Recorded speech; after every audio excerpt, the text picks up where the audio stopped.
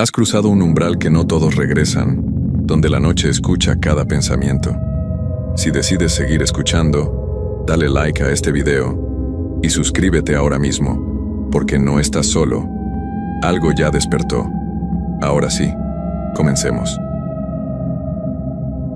Una cámara captura lo que el ojo ve y también lo que el ojo no ve. Eso lo saben los fotógrafos que llevan suficiente tiempo en el oficio, aunque la mayoría prefiere no hablarlo en voz alta porque es el tipo de afirmación que le hace perder credibilidad a uno en ciertos círculos. Fermín lo sabía de manera teórica desde hace años. Lo supo de manera completamente práctica la noche que fotografió un evento en una casona del centro histórico de Guanajuato, que llevaba más de 200 años guardando algo que nadie había invitado a quedarse. Me llamo Fermín y tengo 41 años. Soy fotógrafo independiente con base en la ciudad de Guanajuato, especializado en bodas, quinceañeros, eventos corporativos y desde hace unos 6 años, también en fotografía de arquitectura histórica que ha resultado ser un nicho muy rentable, dado el patrimonio que tiene esta ciudad. Llevo 16 años con la cámara en la mano de manera profesional. Empecé como asistente de un fotógrafo de bodas cuando tenía 25, y con el tiempo, fui construyendo mi propia cartera de clientes y mi propio estilo. Es un trabajo que amo y que conozco bien, con todas sus variables técnicas y con todos los retos que da fotografiar en condiciones de luz difícil, en espacios irregulares, con gente que no siempre sabe posar. Lo que me pasó hace 1 año y medio no tiene ninguna explicación técnica. Lo he intentado y no hay manera de que la tenga. Pero antes de llegar a eso necesito contar el contexto, porque sin el contexto, la historia no tiene el peso que tiene. La casona donde ocurrió todo está en una de las callejuelas del centro histórico de Guanajuato. Una de esas construcciones del siglo XVIII que tiene fachada de cantera labrada con detalles barrocos. Un portón de madera original que de solo mirarlo a uno, le da la sensación de que ha visto pasar todo lo que esa ciudad ha visto pasar. Pertenece a una familia de apellido Landín, que la ha tenido en propiedad desde el siglo XIX y que en las últimas décadas la ha rentado para eventos privados, reuniones. Esos usos que permiten conservar un inmueble histórico sin tener que hacer grandes inversiones de restauración. El interior es exactamente lo que uno espera de una casona de esa época y de esa condición. Techos altos con vigas de madera oscura, pisos de barro y cantera, muros gruesos que guardan el frío con una eficiencia que ningún sistema moderno de climatización puede reproducir. Patios interiores con fuentes de piedra y vegetación que en cierta luz tienen una belleza que quita el aliento. Es un lugar hermoso. Eso lo tengo que decir antes de cualquier otra cosa porque lo hermoso y lo perturbador no son mutuamente excluyentes. Y la casona Landín es ambas cosas a la vez de una manera que yo no entendí completamente hasta esa noche. El evento que me contrató a fotografiar era una cena privada de aniversario de empresa, una firma de abogados que cumplía 25 años y que había rentado la casona para una noche con sus socios, asociados y personal directivo. Unas 60 personas en total, cena formal, música en vivo. Ese tipo de evento que en mis años de trabajo he fotografiado decenas de veces y que manejo con una rutina establecida. Llegada, preparación del espacio, retratos formales antes de que empiece el evento, cobertura durante la cena, cierre con grupos, 4 o 5 horas de trabajo concentrado y luego el procesamiento de las imágenes al día siguiente. Rutina pura. Llegué a la casona a las 6 de la tarde, 1 hora antes de que llegaran los invitados para hacer el reconocimiento del espacio y preparar mis equipos. La persona que me recibió fue el encargado del inmueble para esa noche, un hombre de unos 50 años llamado Celestino, que trabajaba con la familia Landín desde hacía mucho tiempo y que conocía la casona como la palma de su mano. Mientras yo recorría los espacios para planear mis ángulos de toma, Celestino me fue explicando la distribución. El patio principal donde sería la cena, el corredor interior que rodeaba el patio, la sala grande del primer piso que se usaría para los cócteles previos, la capilla interior que ya no se usaba como tal pero que seguía siendo parte del conjunto, y que tenía una acústica y una luz particulares que yo ya había identificado como perfectas para los retratos formales. Fue cuando mencioné la capilla cuando Celestino hizo algo que en ese momento no interpreté como señal de nada, sino simplemente como la peculiaridad de un hombre mayor con sus propias maneras. Me miró un momento y luego me dijo, con una voz muy tranquila y sin ningún dramatismo: «La capilla tiene buena luz, sí, pero si puede hacer los retratos en el corredor, mejor. La capilla se siente rara a ciertas horas». Le pregunté qué quería decir con rara. Me dijo, «Pues rara. La gente que la usa seguido lo sabe. Yo prefiero no entrar ahí pasadas las 7 de la noche». Lo miré un momento. Luego lo dejé pasar porque tenía trabajo que preparar y porque ese tipo de comentarios de los encargados de inmuebles históricos los he escuchado antes y generalmente no significan nada concreto. Son más bien parte del folclore que rodea a los edificios viejos y que la gente que los cuida cultiva con cierto orgullo. Usé la capilla para los retratos. Era simplemente la mejor opción técnica del espacio. La luz que entraba por su única ventana alta creaba un efecto que en fotografía de retrato es prácticamente irrepetible. Esa calidad de luz lateral suave y difusa, que define los rostros sin durezas y que cualquier fotógrafo reconoce como el tipo de luz por el que uno pagaría una fortuna en iluminación artificial para reproducir. No iba a desperdiciar eso por el comentario de Celestino sobre que se sentía rara. Hice los retratos formales entre las 7 y las 7:40, mientras los invitados llegaban y tomaban el cóctel en la sala grande. Fueron quizás 40 retratos en total, individuales y de grupos pequeños, con mi equipo principal, que es una cámara reflex de formato medio con lentes fijas. Todo salió bien técnicamente. La luz se comportó exactamente como yo esperaba. Los sujetos estaban relajados y los resultados que yo iba viendo en la pantalla de la cámara durante las tomas eran buenos. No hubo ningún momento durante esa sesión de retratos en la capilla que me generara ninguna incomodidad. Absoluta normalidad. La cena empezó a las 8. Tomé mi posición habitual en este tipo de eventos, moviéndome por el espacio con discreción para capturar los momentos de la noche sin interrumpirlos. Los brindis, las conversaciones, los detalles de la decoración y la comida. Los momentos espontáneos que son los que al final suelen ser los favoritos del cliente. El patio de la casona de noche, con las farolas encendidas y la fuente de piedra iluminada, y la vegetación recortada contra el cielo oscuro de Guanajuato, era un escenario extraordinario. Estaba disfrutando el trabajo, que es algo que uno agradece después de años en el oficio porque no siempre pasa. Fue alrededor de las 10 de la noche cuando entré de nuevo a la capilla. No para fotografiar, sino porque quería revisar desde ahí el ángulo hacia el corredor interior y evaluar si podía hacer algunas tomas del evento visto desde ese punto, con el arco de la entrada de la capilla como marco. Era una idea que había tenido durante la cena y que quería explorar. Entré, caminé hacia el fondo donde estaba la ventana alta, me posicioné, levanté la cámara, y en ese momento, con el visor pegado al ojo y la imagen del corredor iluminado encuadrada en la pantalla, vi algo que no estaba en el corredor cuando miraba sin la cámara.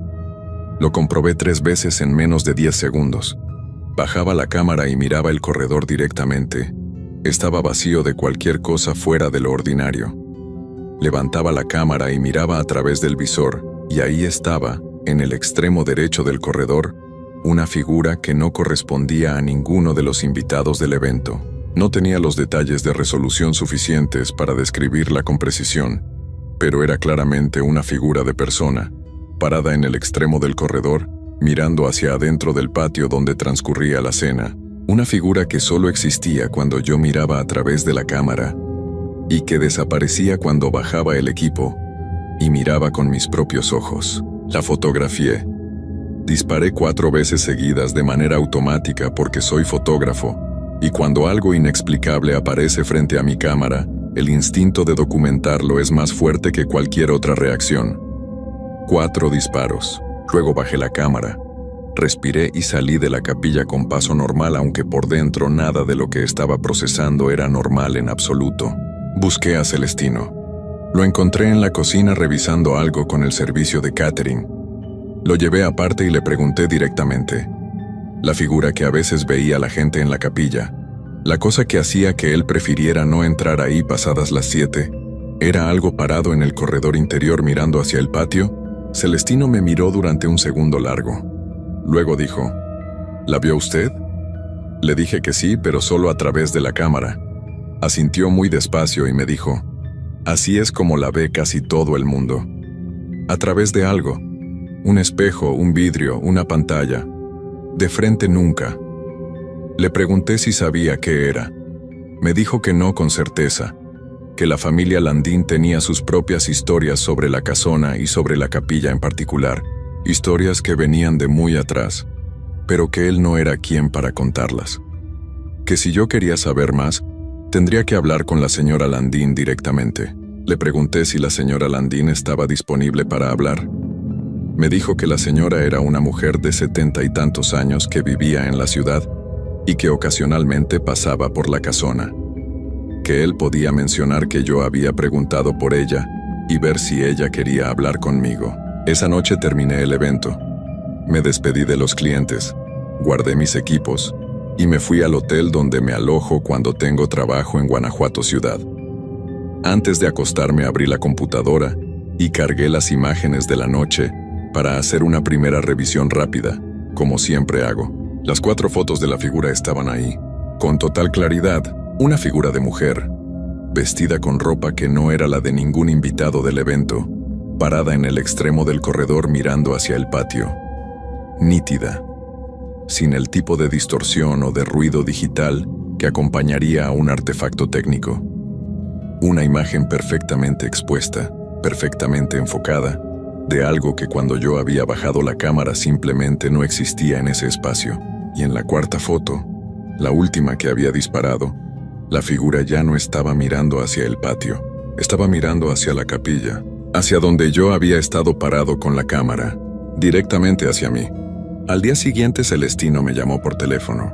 Me dijo que la señora Landín había aceptado hablar conmigo, que podía pasar a su casa esa misma tarde, y que antes de ir, que revisara bien todas las fotos de la noche, no solo las 4 de la figura, todas. Porque la señora me dijo algo cuando le conté lo que usted vio. Me dijo que si alguien la fotografió esta noche, probablemente aparece en más fotos de las que usted cree, que ella no se queda solo donde uno la busca, que ella va donde le da la gana. Cuando Celestino me colgó el teléfono esa mañana, lo primero que hice fue abrir la computadora con las imágenes cargadas de la noche anterior y empezar a revisarlas desde el principio, no las 4 de la capilla, que ya las había visto la noche anterior y que ya sabía lo que mostraban. Las de toda la noche, las de los retratos formales antes del evento, las de los cócteles en la sala grande, las de la cena en el patio, las de los brindis y los grupos, y los detalles de decoración, todo el material de 4 horas de trabajo que yo había hecho con la normalidad y la concentración de quien conoce su oficio, y lo hace bien. Tardé casi 2 horas en revisarlas todas con el nivel de atención que merecían, ampliando cada imagen al 100%, revisando cada rincón de cada encuadre, buscando lo que la señora Landín le había dicho a Celestino que probablemente iba a encontrar.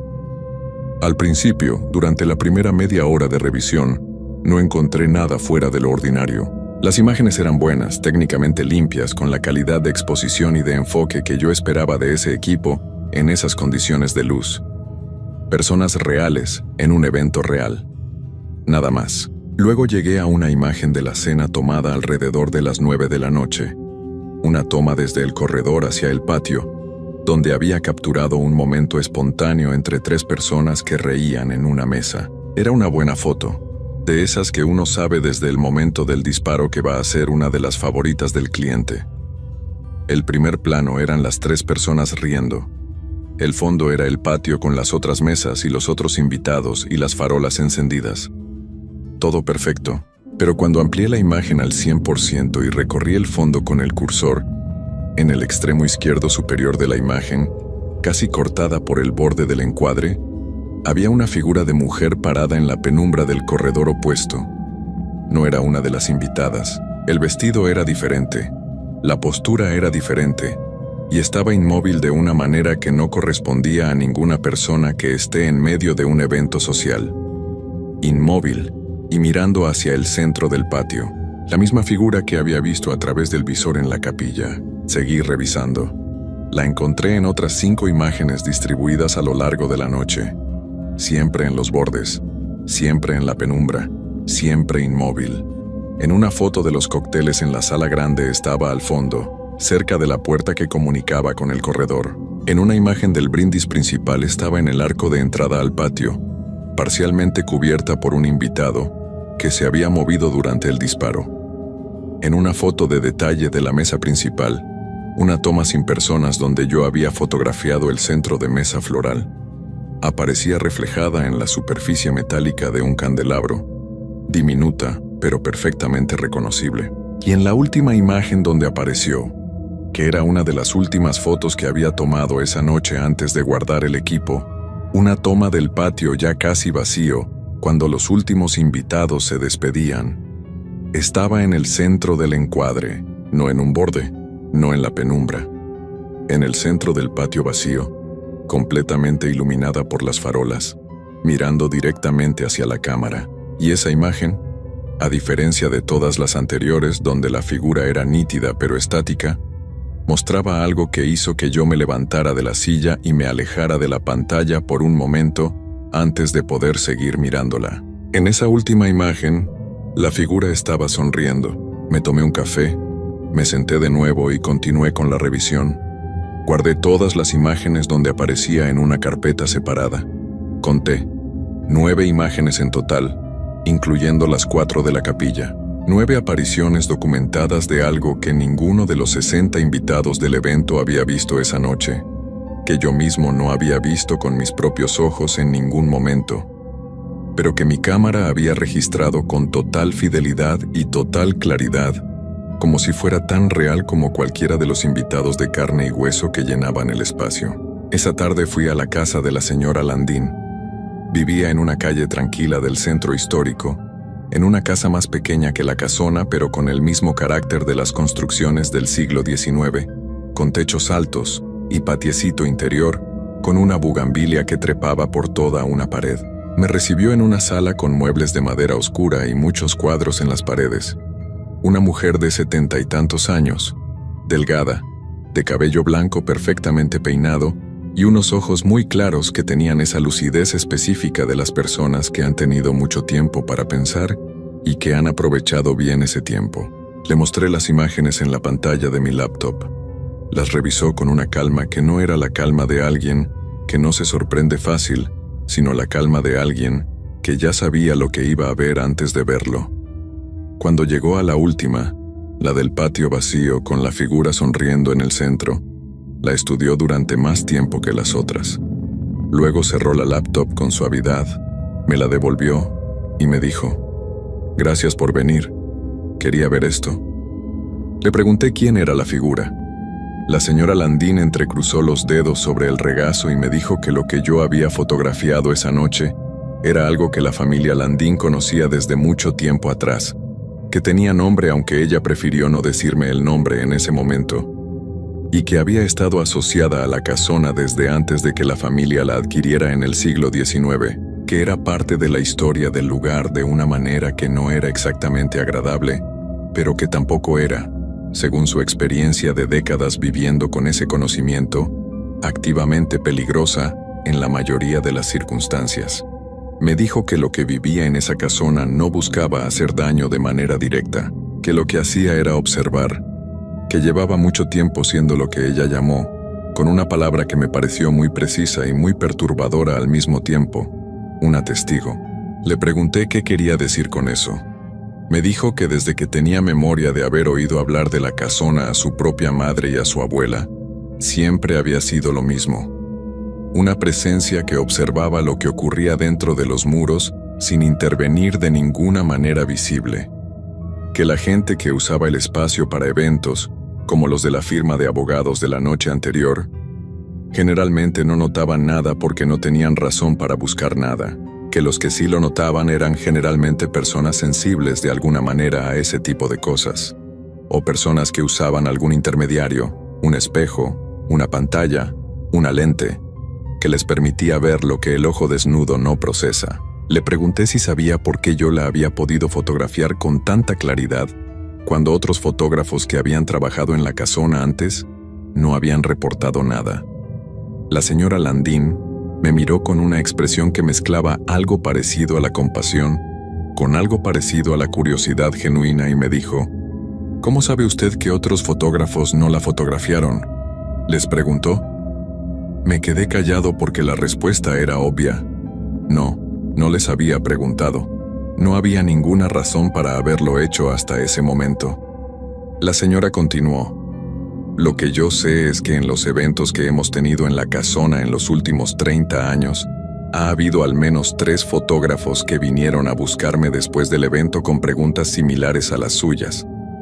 Uno de ellos nunca quiso volver a trabajar en el inmueble. Los otros 2 siguieron yendo sin problema porque entendieron lo mismo que yo espero que usted entienda. Le pregunté qué era lo que esperaba que yo entendiera. Me dijo que lo que está en esa casona no está ahí por usted ni contra usted. Estaba antes de que usted llegara y va a seguir estando cuando usted se vaya. Lo que hizo esa noche, dejarse fotografiar de esa manera, con esa claridad y en tantas imágenes, no es algo que haga siempre. Hay algo en usted, en cómo usted mira el mundo a través de su cámara, que le llamó la atención. No para hacerle daño, sino porque le interesó. Hizo una pausa. Eso puede ser completamente inofensivo, o puede ser que en adelante, cuando usted trabaje en lugares con cierta carga, encuentre más cosas de este tipo en sus imágenes de lo que hubiera encontrado antes. No porque usted las busque, sino porque ahora algo sabe que usted puede verlas. Esa última parte de lo que me dijo la señora Landín fue la que más me costó procesar en los días siguientes. No la idea de lo que había fotografiado en la casona, que era perturbadora pero que tenía cierta contención porque se limitaba a ese lugar específico y a esa noche específica. Lo que me costó fue la implicación de lo que había dicho sobre el futuro, que algo había registrado que yo podía ver ciertas cosas a través de mi lente, y que ese registro cambiaba de alguna manera la manera en que yo iba a relacionarme con mi propio trabajo de ahí en adelante. Le pregunté si había algo que yo pudiera hacer para que eso no pasara, alguna manera de cerrar lo que se había abierto esa noche. La señora Landín me respondió con una honestidad que agradecí aunque no me gustó. No lo sé con certeza.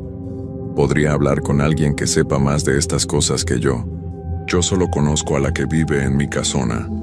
No tengo experiencia con lo que pasa cuando alguien se lleva algo de ella sin quererlo. Me dio el nombre de una mujer en el barrio de Mellado, en la ciudad de Guanajuato, que según ella llevaba muchos años atendiendo situaciones relacionadas con el patrimonio histórico de la ciudad y con las cosas que se quedan en esos edificios. Me dijo que no prometía que esa mujer tuviera la respuesta que yo buscaba, pero que era el mejor lugar donde empezar. Fui a ver a la mujer del barrio de Mellado 3 días después. Se llamaba doña Hermenegilda, y era una persona de unos 65 años, con una manera de recibir a la gente que me recordó a la señora Landín en su calma, pero que era completamente diferente en su energía, más directa, más práctica, menos contemplativa. Cuando le mostré las imágenes, las miró con la atención clínica de un médico revisando una radiografía, y cuando terminó, me dijo sin rodeos: esto es real, y la señora Landín tiene razón en que algo se activó en usted esa noche, pero no es tan grave como suena.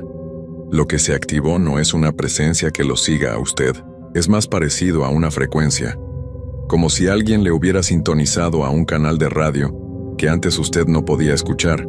Ahora puede escucharlo. Eso no significa que lo que transmite ese canal sea siempre peligroso. Significa que necesita aprender a manejarlo.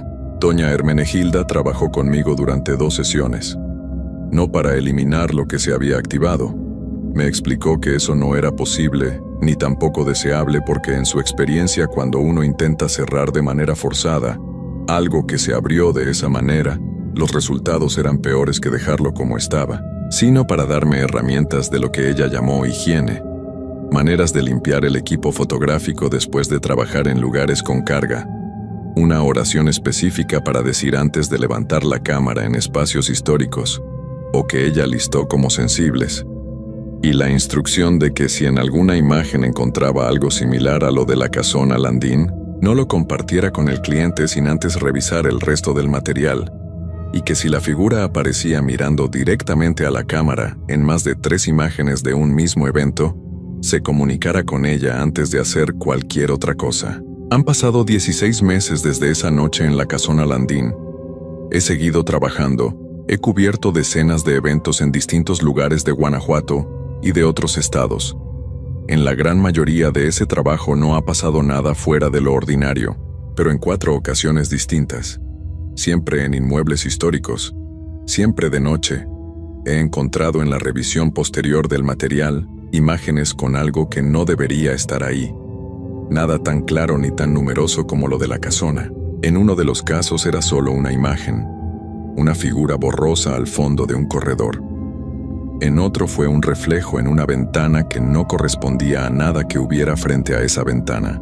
En el tercero fue algo que no era exactamente una figura, sino una densidad en el aire de cierto rincón de una sacristía que tenía una cualidad diferente al resto de la imagen, y que cuando lo amplié al máximo, me dejó con una incomodidad que tardé días en sacudir.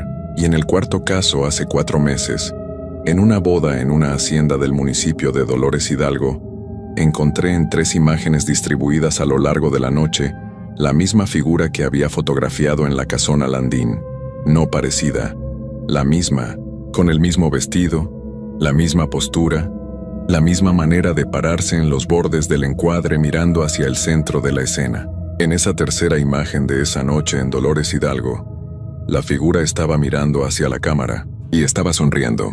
Igual que en la última foto de la casona, llamé a doña Hermenegilda al día siguiente. Le mandé las imágenes. Esperé su respuesta. Tardó más de lo usual en responder, casi un día entero. Cuando lo hizo me dijo algo que cargo desde entonces y que no termina de asentarse de ninguna manera que me resulte completamente cómoda. Me dijo: Fermín, lo que está en esas imágenes ya no está solo en los lugares donde usted fotografía. Ya sabe cómo encontrarlo. Ya sabe que usted la puede ver. Y al parecer ha decidido que eso merece su atención. No le tengo una solución para eso. Solo le tengo un consejo. Siga haciendo lo que le enseñé. Siga con la higiene del equipo. Y si alguna vez la encuentra mirándolo directamente a usted en una imagen, no en el encuadre, sino directamente a sus ojos como si supiera exactamente dónde está usted detrás de la lente, cierre la sesión de edición, salga a la calle y no vuelva a revisar ese material hasta el día siguiente. Nunca de noche. Le pregunté por qué no de noche. Doña Hermenegilda guardó un silencio que duró lo suficiente para que yo sintiera exactamente el peso de lo que no me estaba diciendo. Y luego me dijo: porque de noche la pantalla de la computadora es básicamente un espejo, y ya sabe usted lo que puede aparecer en los espejos cuando uno menos lo espera. Desde esa conversación no reviso material fotográfico de noche, y cuando lo hago de día, con la luz del cuarto encendida y la cortina abierta y el café en la mano, hay un momento antes de abrir cada carpeta de imágenes en que contengo el aliento sin querer. Solo un segundo. Solo el tiempo que tarda uno en recordar que lo que está en esas fotos no siempre es solo lo que uno fue a fotografiar.